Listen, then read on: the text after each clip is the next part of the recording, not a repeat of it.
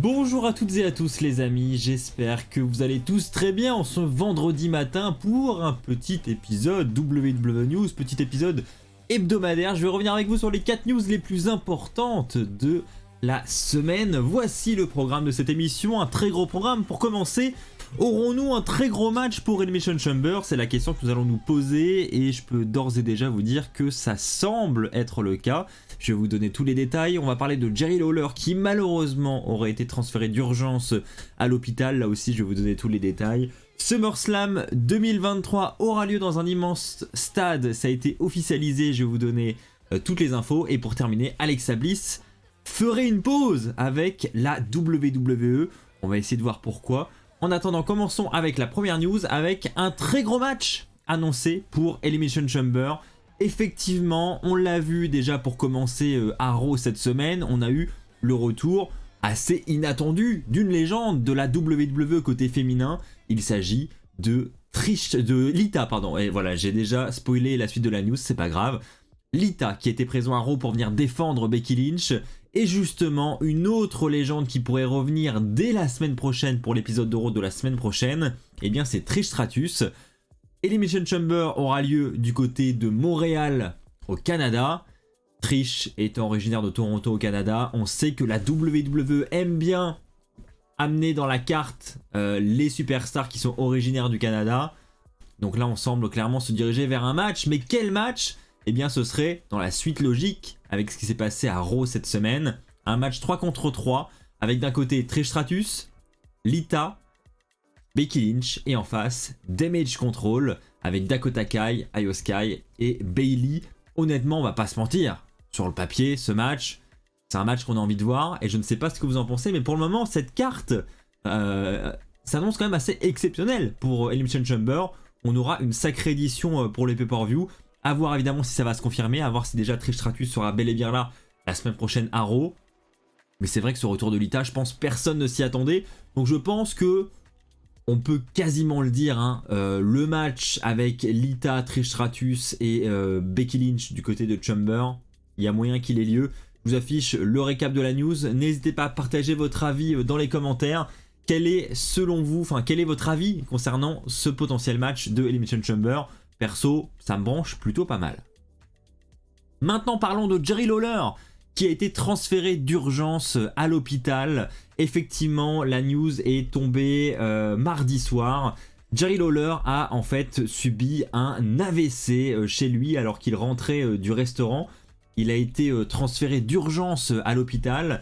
Il a été évidemment pris en charge assez rapidement et Dieu merci, il a pu s'en sortir. Il va actuellement mieux, visiblement. On n'a pas trop d'infos, on n'a pas trop de détails, mais on sait qu'il va mieux. Il est en convalescence actuellement. On a Jim Ross qui a confirmé l'info sur ses réseaux sociaux. Et c'est lui d'ailleurs qui a dit que voilà, il était toujours un petit peu dans le dur. Mais ça allait mieux. Et voilà, comme je vous l'ai dit, heureusement, tout va bien pour lui. Et on lui souhaite évidemment le meilleur, en espérant qu'il puisse rapidement se rétablir. Et on rappelle que Jerry Lawler était là pour le 30e anniversaire de Raw qui avait lieu à la fin du mois de janvier. Donc c'est vraiment une news qui tombe comme ça. Et puis on sait que Jerry Lawler a déjà eu une attaque cardiaque. Voilà, il a déjà eu des problèmes de santé assez graves. Donc c'est franchement vraiment pas de chance pour lui. Et donc voilà, on lui souhaite vraiment le meilleur. Et évidemment, je vous tiendrai informé de la suite de cette histoire, en espérant évidemment que je n'ai que des nouvelles positives à vous apporter.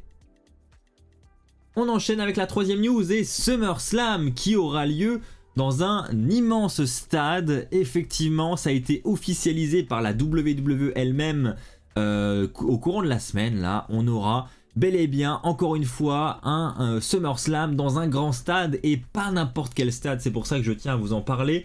Premièrement, le pay-per-view aura lieu le 5 août 2023 et c'est effectivement le Ford Field de Détroit qui accueillera l'événement.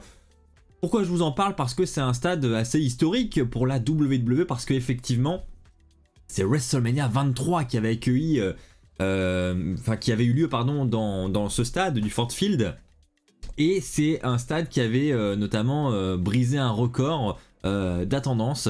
Il y avait eu plus de 80 000 fans dans le stade pour WrestleMania 23, ce qui était le plus gros record depuis WrestleMania 3 avec les 93 000 fans qui avaient fait le déplacement. Donc voilà, c'est un stade qui peut vraiment être bien rempli. Donc imaginez un SummerSlam avec autant de fans, ça peut vraiment être incroyable.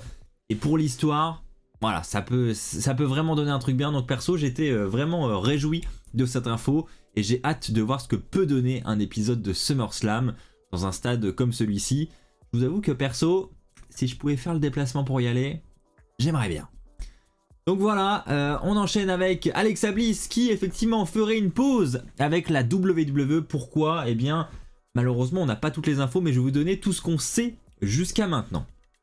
Pour commencer, effectivement, c'est le PW Insider qui nous informe que Alexa Bliss aurait réalisé son dernier match du côté du Royal Rumble. Elle affrontait Bianca Belair pour le titre féminin de Raw. Elle a malheureusement perdu ce match. Et bien le PW Insider nous rapporte que c'était tout simplement son dernier match, puisque désormais elle va partir pour une longue pause avec la WWE. Enfin du moins je dis longue, on n'a pas la durée de la pause, donc on peut pas dire longue, mais en tout cas ce serait une absence pas pour 1 ou 2 shows. Elle va être absente sur le long terme. Maintenant reste à savoir si c'est plusieurs semaines, plusieurs mois, voire plus. Voilà, on ne sait pas l'origine de cette absence. Tout ce qu'on sait, c'est que ça ne serait pas une blessure pour Alexa Bliss.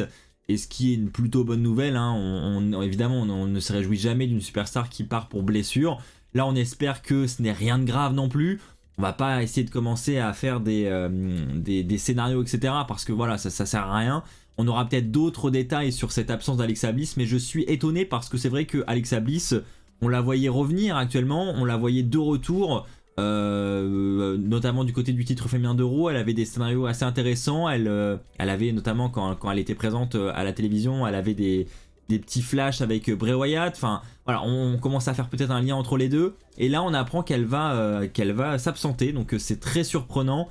Et voilà, perso je suis vraiment surpris de cette absence, je m'y attendais pas et je trouve ça dommage. Maintenant, comme on connaît pas l'origine, voilà, on va pas se permettre de juger.